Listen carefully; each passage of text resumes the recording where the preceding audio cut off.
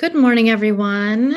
Thank you all for joining us today. We are here to talk about Sexual Assault Awareness Month in the month of April. We want to honor the learning and sharing this month represents. So today we have a panel of community leaders and advocates to talk about sexual assault and its intersections with domestic violence.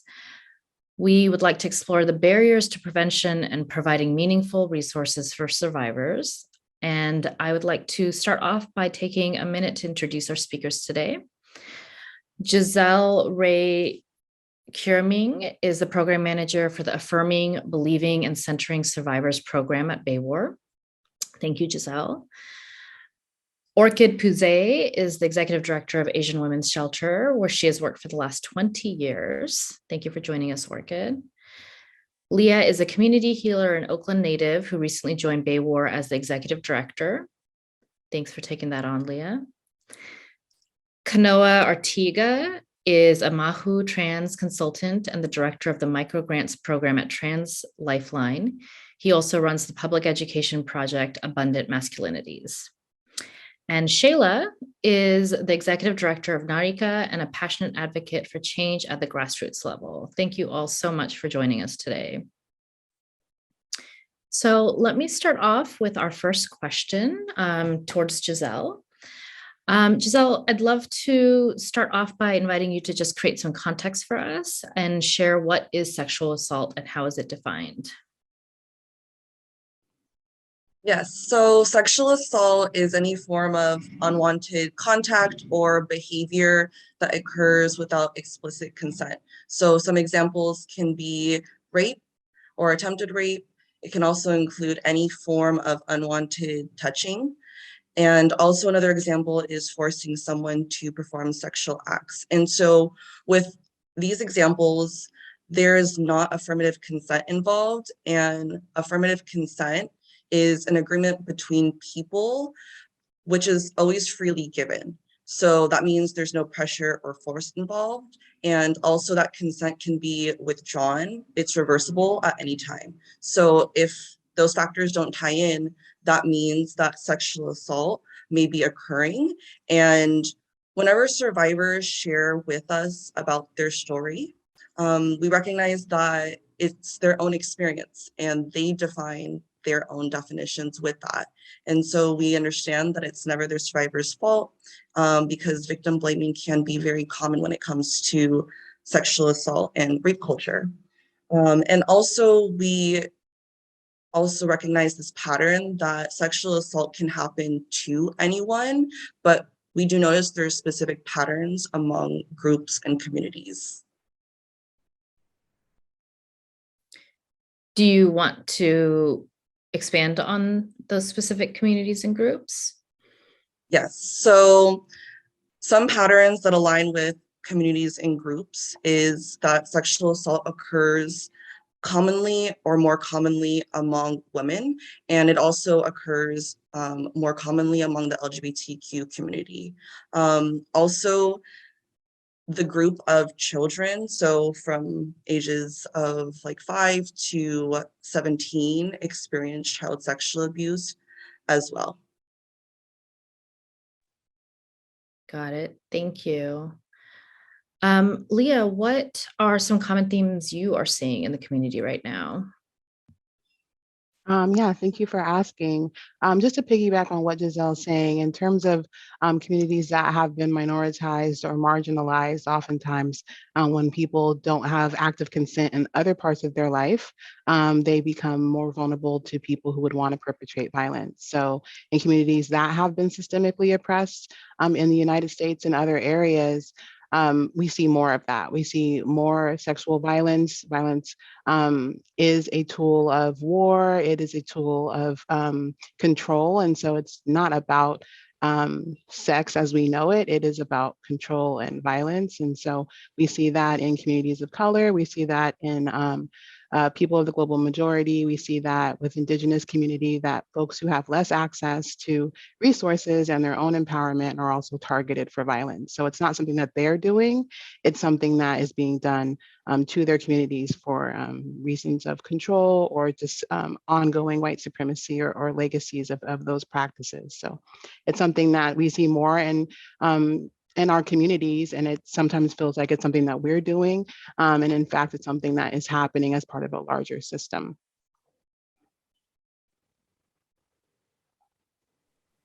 Thank you for elaborating on that. Let's turn it over to Orchid and Shayla. Your organizations both serve survivors of gender-based violence from collective family-based Asian cultures and communities. What are some of the patterns and trends you see in the communities served by you? And can you both speak to the intersections of gender-based violence and sexual assault? Sure, I can get us started on this. Yesterday I did a training. It was an assembly to a whole bunch of high school students. It was terrifying. But a whole room full of high school students about Sexual Assault Awareness Month, about Denim Day, and its connections to the relationships that we want in our lives overall, whether that's with coaches, teachers, step-parents, parents, and partners. And I think, as I walked into the high school, some students had done a Denim Day project, and there were these pieces of denim that were hanging there. And I read one of the pieces that a student had made, and I loved it so much because it spoke so much to this intersection and to the work that we do. We collectively do, I think, and definitely at Asian Women's Shelter we do. And it said, a relationship is not a yes. And I was like, oh, I hope this person's in my training to help me. But I think that really speaks to what I think is really true. Honestly, I think, I say this a lot, that we live in this, what the world is serving as the main course across the entire globe is patriarchy. Whether you want to name it with all the different pieces, like of heteropatriarchy, of capitalist heteropatriarchy, whatever. But in my mind, patriarchy itself covers all of those things. And depending on where you are, what community you're working with, what national origin you're talking about, what language you're talking about, if you're talking about queer community from that country or straight community from that country, no matter where you're talking about, it just has like different side dishes and different spices, but it's their form of patriarchy. It's a familiar dish. So I think that there's a lot of things that we see with our client population and our community constituencies that probably really resonates across many of us. And the root of it is this idea that from birth, many of us, especially people assigned female at birth, are taught that we owe someone something. Mm-hmm. We owe someone our smile. We owe someone our congeniality, our pleasantries. We owe someone to sit on their lap. We owe someone a million things. And then we're oftentimes complicit in spreading that when we haven't had the chance to think about it with young people. But that's the beginning of what ends up then playing out in relationships, this feeling that somehow when we're in a relationship, that even if we don't think it's 100% yes, because now we've come a ways and we're like, yes, marital rape actually exists. It can happen, even though people fought against that tooth and nail to say it was impossible because a married woman has already given herself up in this way. So how could she retract it? She agreed already. Messed up consent, misconstrual of consent built into law. So I think that this piece around I don't even, the relationship isn't half of a yes. It's not a quarter of a yes. A relationship is a relationship and a yes is a yes, and they're different. But what really happens is totally not that. And the norms that communities perpetuate and the norms that people feel in themselves are not that. Mm-hmm. And so then it becomes, of course, part of a dynamic. People, we're also raised stranger danger, stranger danger, stranger danger across all of our communities. In our particular flavor, from our particular elders, and also from movies, and media. But we learn stranger danger, and we don't learn that the fact is that most often it's going to be cisgender men in our communities that hurt us, who we know. And most often it's going to be the closest to home, just like with domestic violence. It's people who can get away with it. That's the people who are in the most private spaces. That's the parent. It's the step parent. It's the cousin. It's the sibling. It's a trusted faith member of the faith community. Those are the people, and we don't get taught skills around that. We don't even get taught that could ever possibly happen. So then a lot of times that's in the backdrop of all of our lives, including our clients' lives. That's in the backdrop before the relationship that they got in, that got them to Asian Women's Shelter. And then within the relationship that got them to Asian Women's Shelter, there's no way you have a relationship with power and control, resource control, punishing someone for the smallest, infraction, which in your mind is like a big breach of the rules that you have set forth for your family or the person that you're with. There's no way that you have that and somehow a healthy, non-coercive sexual life. It's like basically impossible. So the power and control, of course, as always, extends to the most private places of that family or that relationship. So of course, the more intimate you get, the more private it is, the more likely there's going to be an extension of abuse there, or that it'll be the worst there, the most painful. And that ends up being the place that is the hardest for people to talk about. So people can talk about the physical violence against their, someone hitting them with their hand, someone, never letting them have control over any of the money of the household, making them beg for things, making them apologize for things. They can talk about that, but not the sexual abuse part, not the sexual assault part, not the marital rape part if they're married. Those are the hardest things, and they're always there. So I think our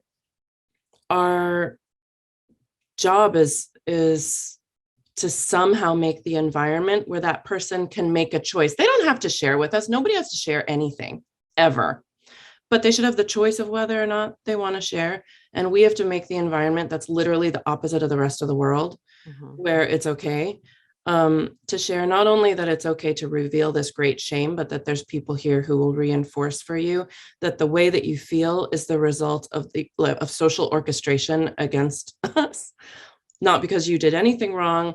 And it sounds really simple, but I think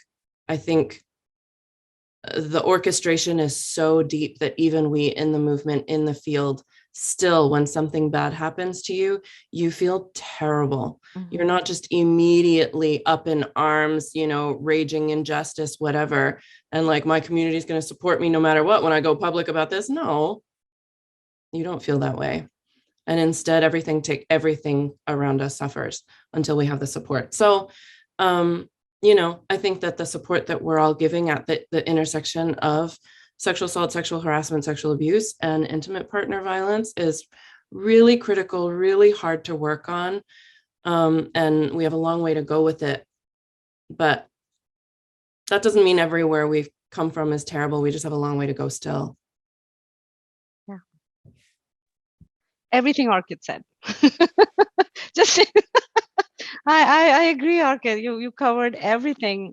The only little thing I will layer on that is that the sexual assault just seems like such a big word. When Jizelle was talking about how just the unwanted touch, because we've all experienced it and we normalize it and we dismiss it, and that's what builds up to something that we start accepting. Like the loss of boundaries is so deep. The loss of an understanding of physical space, especially in collective cultures or intergenerational families, it's so deep. And then combine that with shame. So these are sometimes, as Orchid was saying, some of the last conversations we might have. That's the last thing to come out. It's sometimes so painful. So, I would also invite, if you're wanting to, we always talk about breaking the silence, but we have to be so gentle because there's so much shame, there's so much pain, there's such lack of self-compassion. And then, the idea that I did not protect my boundaries, everything just seems to keep coming back to, I didn't do enough. So just really holding people accountable for what they've done and separating the shame and the pain, and really addressing it with gentleness, I think is part of the work, and it's part of our learning. And actually, we don't even have language. Sometimes when I think about how would I say certain things in Hindi, I'm not even sure, because we don't talk about it. It's not something that happens in conversation. The idea of an affirmative yes is, it's like, what? It's just unheard of. You could still say a no, but a yes, that is something that just doesn't even seem possible. So thank you. I agree with everything, and really appreciate the conversation so far. Can I add one more thing to Yeah. second around the language? Because I do think that one of the things that I love about the work that I've been able to do, and that I know that Narika and many others are doing, is trying to support communities who are culturally left behind, but also, linguistically, it's a big part of it, like linguistically left behind. And our social movements are all about messaging. We know that. Our social movements are about messaging and language, and having that stir cultural change, validate cultural change, whatever. And so when people, I found so many times that when you try to do, here's this campaign. One time we turned down an opportunity for free ad space because it was like, you have to decide in 20 seconds, here's this great opportunity for free ad space, and you can translate this message and put it up here and put it in this language community's neighborhood and that language community's neighborhood. And I was like, we can't translate that. Mhm. Not because I literally can't translate that. I can literally translate that. But language isn't about literal. Everything is figurative. Almost nothing is literal language. So the figurative language has a context of the movement. Mhm. So, violence prevention, it's not like your average whatever. English speaking communities have some shared, like we all have some shared idea of what this means, but there's a little bit more context because the movement has happened at least on billboards in English for a while. Like people have seen while they're taking the bus, while they're driving, they've seen some of these things. And so we had to turn it down because it would literally, there's no context there. Mhm. So it means either nothing or something worse than nothing. So it's slow going. So like in all of the different communities of the Bay Area, which is so many communities and so many communities that are never going to reach a threshold language. They're never going to be one of the biggest language groups. They're small, so many little communities. And so we have to go like one phrase at a time, one community at a time, to make the phrases that are sort of kind of like,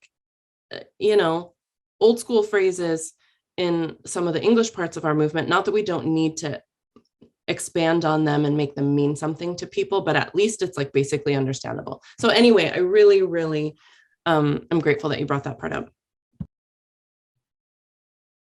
Yes. Can I thank you. speak to that too a little bit?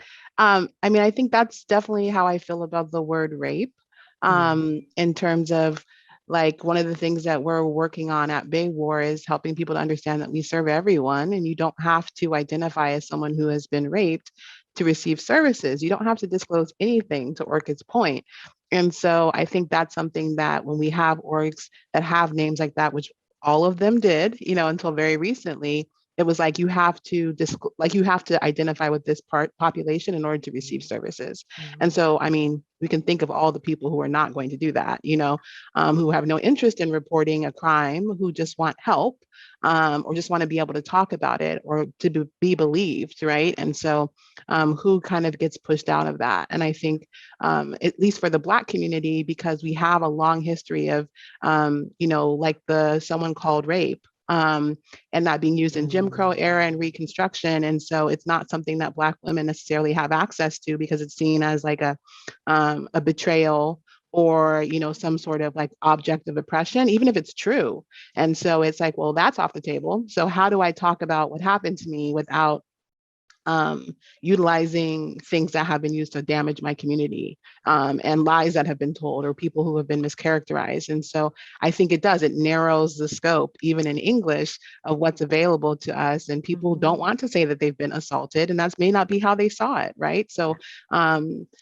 it is very complicated. And so I just appreciate us talking about language, because it's definitely something that is charged, is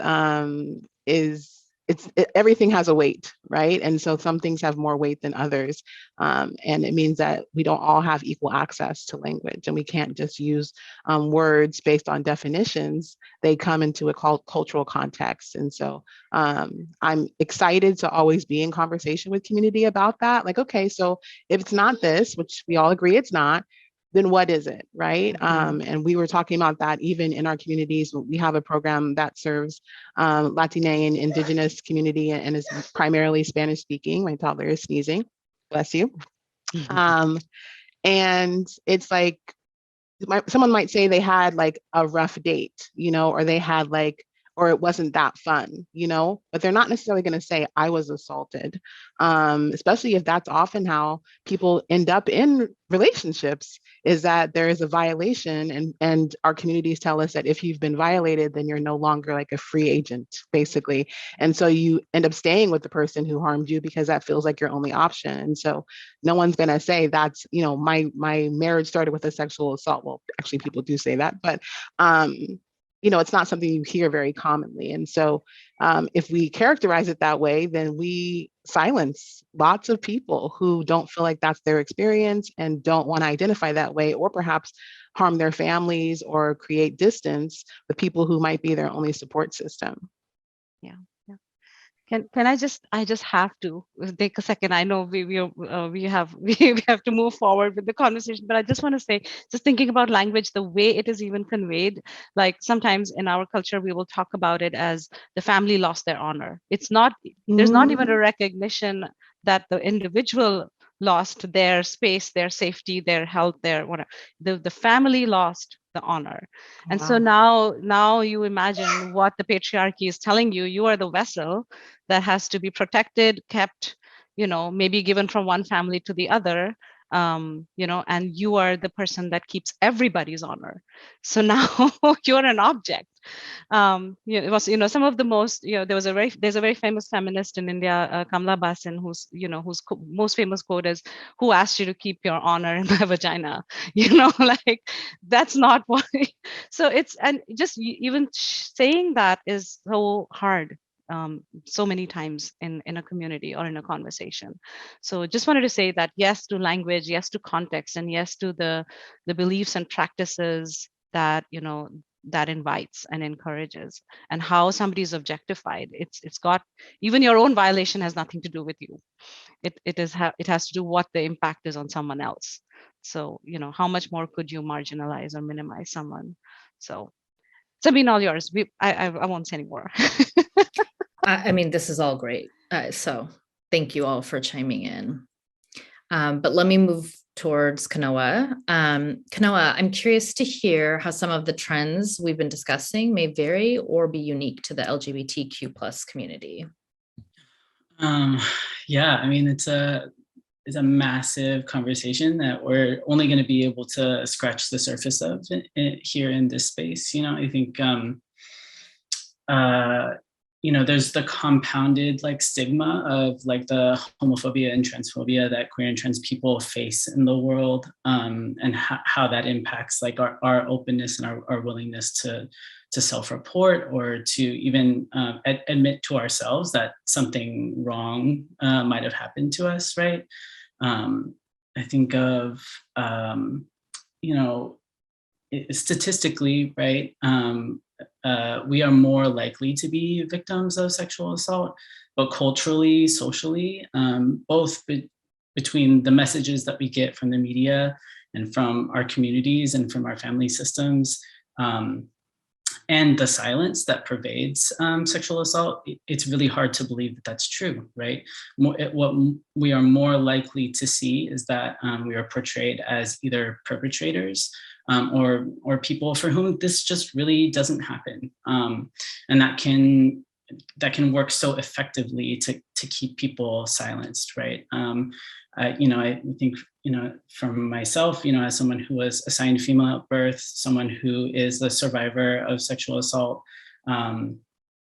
there are so many forces at play to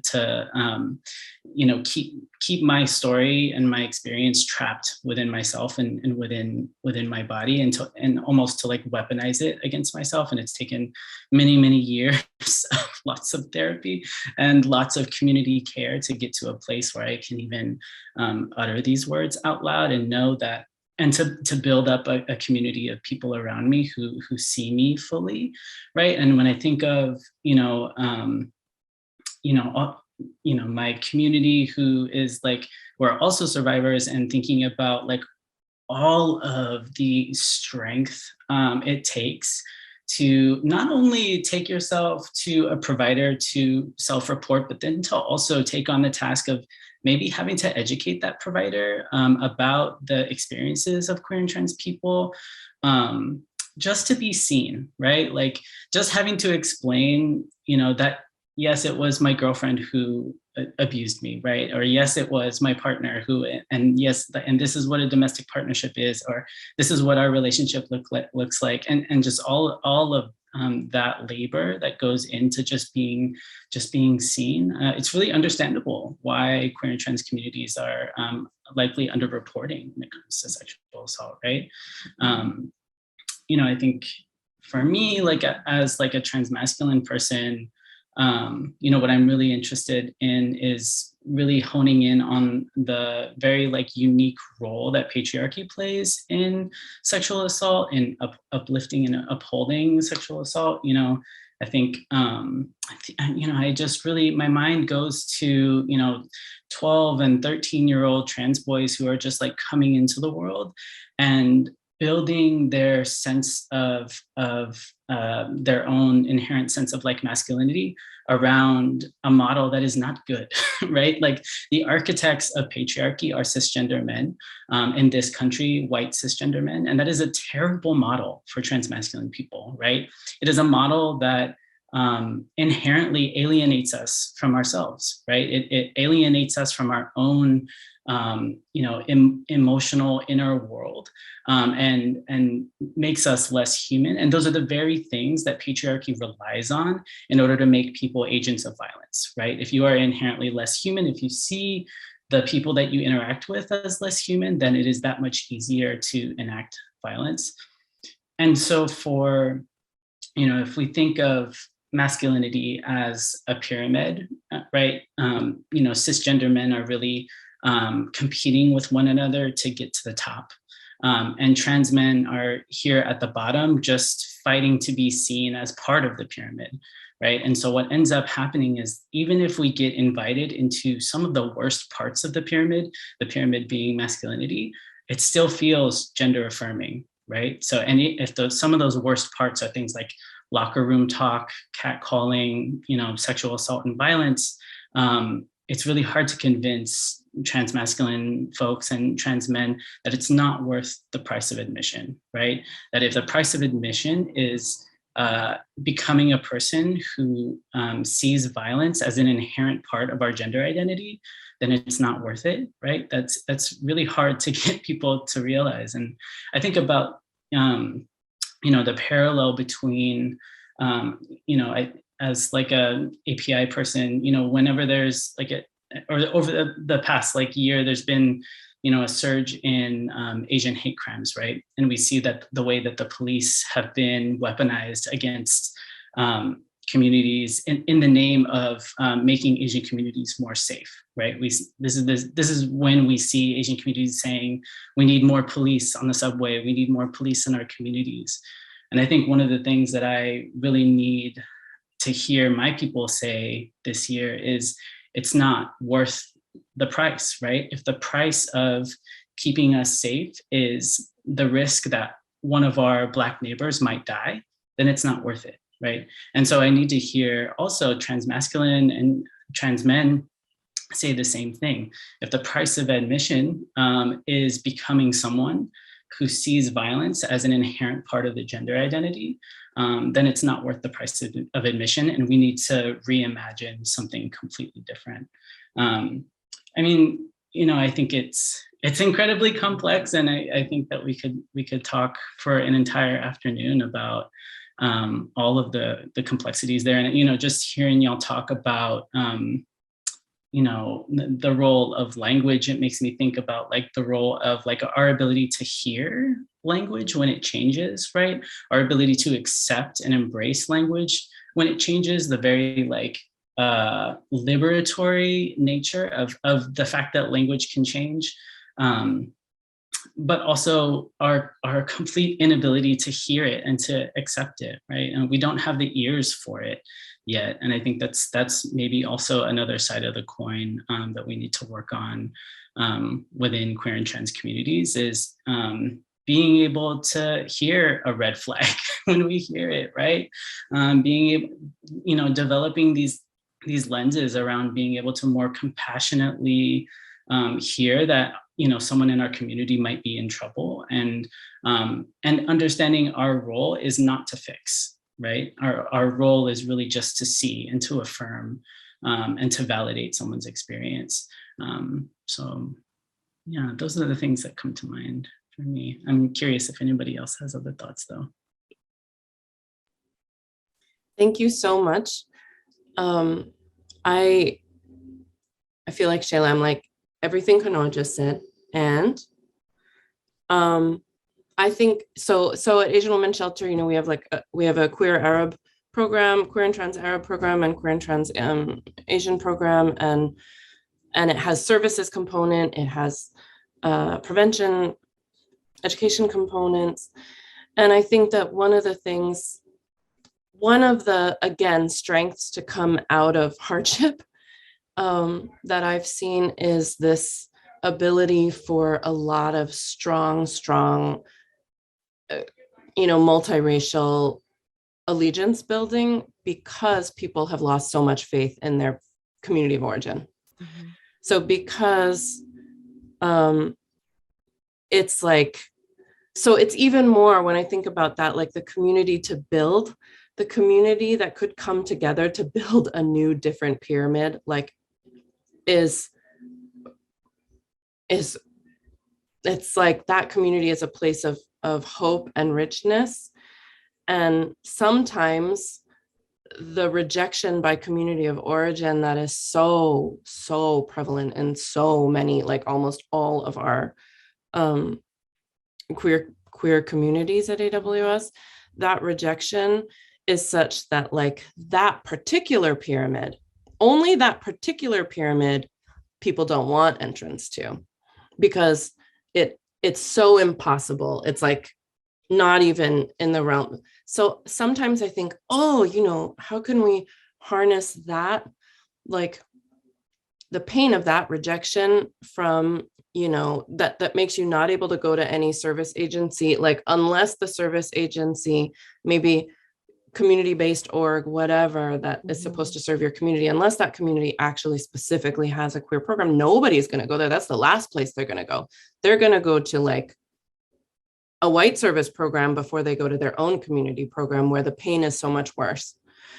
So I don't know what I'm really saying, just to say that's not like a minority experience, it's like a majority experience, because we live where we live, and so many people have that, so many queer and trans survivors have that experience of queer and transness, and the straight majority of their marginalized community.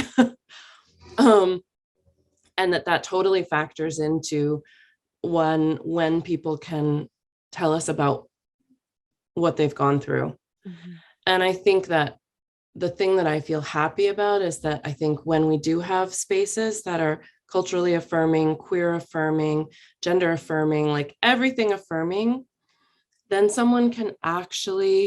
someone can actually say what's happened, it's like I feel this surge of relief that for this particular moment, for this particular person, we somehow conveyed, like, you don't have to protect anybody.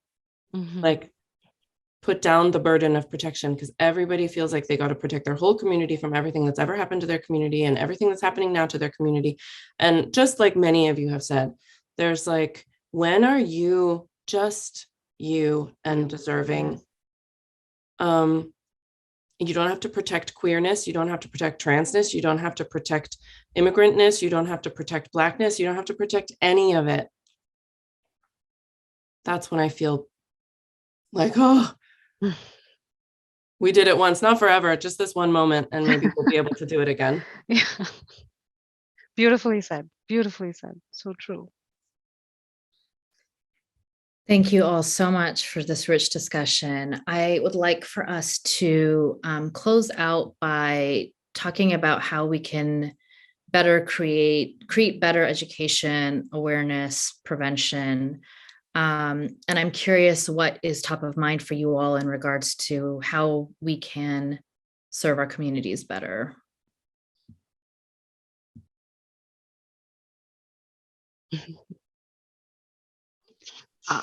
I can speak. Oh, there we go. I can speak to, I think one of the things as an organization that's been around for a very long time, one of the things that BAWAR is really committed to, and something I'm personally committed to, is letting people know that being believed does not mean that you're consenting to carceral systems. It doesn't mean that you're consenting to publicizing your story. It doesn't mean that you have to perform. You know, you don't have to be a performative survivor. You can just say what happened and we can talk about it. And I think that that's something that feels like it's off the table. It feels like, once like it's flipping a switch. Once I hit this switch, then everyone's going to know, and I'm never going to be able to take it back. And if I do waver, then I'm seen as a liar, which is, the biggest fear about talking about what happens, is that people are not going to be believed. And so the fact that it, again, feels like an exchange, I tell you my story and then you give me something, is something we're trying to get our participants to understand, is that we don't need to know every detail. Also, you can just share the things that are most important to you and we'll believe you and we'll know that there's more, and that's okay. And so that showing up in your own skin and being your own best evidence is something that I'm really committed to creating space for. And I think that's a place where BAWAR has participated in other ways of supporting survivors, and that we have an opportunity to do things differently. And so it's something I'm really excited about. I just want to add to that, Leah, as a mental health professional, a lot of my clients, part of their struggle is speaking on it can change their family dynamic, can change their professional dynamic. It can already change so much on the interpersonal, that having that safety of I can get support and services without also having to deal with the media and, the carceral system or legal system. It's a gift to be able to just have to get the support and only have to deal with the immediate interpersonal stuff. Yeah. So true. I'm just thinking about what everyone's saying. I would say yes to creating the safe spaces. Being committed, because oftentimes then we become the community, because we are standing in solidarity. We are the family, the extended family. So many times the connections are made, because your interpersonal connections are lost. You're rebuilding your community, and really creating those gentle spaces. But I think also knowing that what we role model every day in the community is so important. And how does that come through to the next generation? Because prevention is where it really is at. So are we taking those safe spaces and understanding that actually the ideal vision would be that every place is a safe place? So how do we keep expanding it? How do we take it from support groups to families? How do we take it from conversations in an office or during, an intake, from, if you use that word, but really bringing it to living rooms and social occasions. And what are our children hearing? What is it that the next generation is absorbing? Because that's where I feel the real change lies. How do we stop the intergenerational patterns? What are we going to pass on? That's what always comes back to me. We are already being built and designed, but we are unlearning. And then how do we pass that on? How do we support people who are healing, who are still coming to terms with what harm has been done to them? Then how do we help them bring that learning to their next generation? what role do we play? And I think it just begins with us. Sometimes there's such a dichotomy between what we are saying, doing, practice, and what we are practicing in our own personal lives. So how do we keep merging the gap? I'm an advocate everywhere I go, but I'm also a person everywhere I go. Am I a safe space everywhere I go? So I do want to say that you don't have to be an organization. A person makes a difference to wherever they're standing, so just wanted to say that that's what comes to my mind. And I agree with what everyone has said, and piggybacking off of what you had shared, Shaila, I think that prevention really is key in understanding that these actions that are harmful come from actions, and it comes from a lack of knowledge. And I think that knowledge can start in schools. It can start in the community. I really think that violence prevention should exist in like all high schools, all schools in general, and even outside of the education system.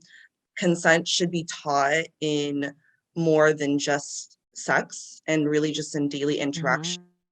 And I know that we were talking about masculinity and toxic masculinity earlier, and I think that that's something that leads people to excuse the behavior of those who have harmed, while also blaming survivors and asking like what they wore, what they drank, or why they were at a specific place. So we should shift that lens and not blame these individuals who have already experienced trauma, and instead provide that safe space, as we've talked about, by asking them what they want, what they need, so that we can support them, while also creating that shift in that violence prevention.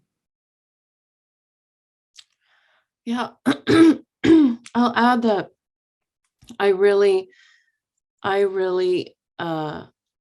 believe that we can really support our communities along this whole spectrum, from early education, which I think of as education by parents, to little ones, which means education to parents about how this is absolutely like this lifelong gift that can be nurtured from when they're teeny tiny, all the way through like full wraparound caring service in whatever way that person wants, in whatever way a survivor wants, in like a service program. That whole giant arc is needed because the harm of sexual assault is along that entire arc. And I think that for us, sometimes it's like, we know that survivors don't all anything. Survivors are as diverse as humanity is, and people don't all want the same response. People don't want the same response as their one person over the course of a couple of years. What they want changes based on what that other person has done, what the community has done. When someone learned about something, like what, you're assessing and changing as everything else evolves and changes too.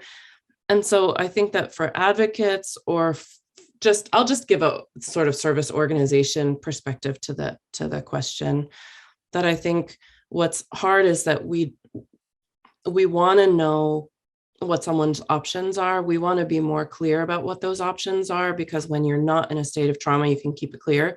And when you are traumatized, you can't.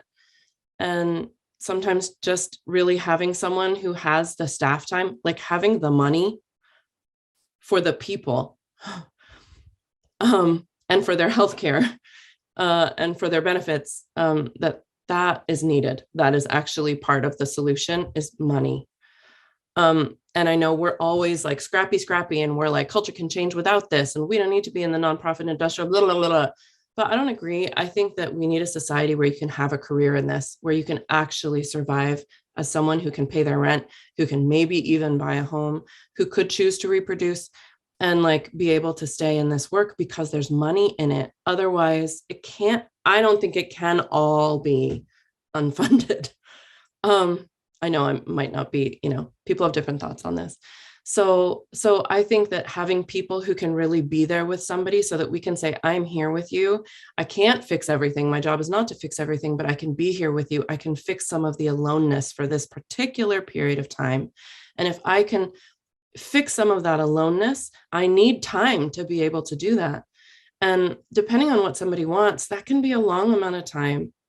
And we want to stop the like ongoing downhill snowball effect of the harm of any of these acts of sexual assault, sexual abuse in a relationship, outside of a relationship, because it keeps going. It doesn't stop when the event stops. It keeps going. So we want the support and the healing to make it so that that person can regain the parts of themselves that they need, regain the focus that they need, regain the employment that they lost, be able to keep their housing, be able to be a parent who's engaged instead of totally self-protected, depressed, unengaged because of violence, and not having the support that they needed to heal from it. So it's like this, it plays out, and we need programs that will reduce that play out, hopefully really support someone in stopping it altogether after the violence. And which is, as we know in life, potentially just space between violence. And we want that space to be the best that it can be. Kanoa, is there anything that you'd like to add about education awareness or strategies? I mean, there's so much richness that's been shared already. It's hard to add on to that. I think, you know, from someone who's doing work with masculine folks, I think I want to like remind like masculine folks that like accountability is a mechanism for both loving and respecting ourselves. And I think that that goes for everyone involved in an accountability process, right? I think it's really important to remember that we deserve to be seen fully, and that being seen fully is not a threat to our wholeness. And, you know, lastly, just sort of like trusting that our community can handle it, right? Like if we're coming forward with like our stories of, you know, of survivorhood, just really trusting that like real community can handle it. And if they're not here now, they will be eventually, right? Even if it's just that one person, and it might mean accepting that maybe the family that we were born into might not be that community that can handle it, but they will find us, right? And our stories will be heard. Thank you. I just want to name that this conversation in and of itself and all of you are faces of helping to bring more awareness, helping to destigmatize, and a very important part of bringing sexual assault awareness to the month of April. So thank you all so much for your time and for your passion, for the work that you do. And we will close there. Thank you. Sabeen, I want to thank you also for so patiently moderating all of us, making sure we all spoke. Thank you so much. Really appreciate your time as well, and everyone else. It's been such a joy.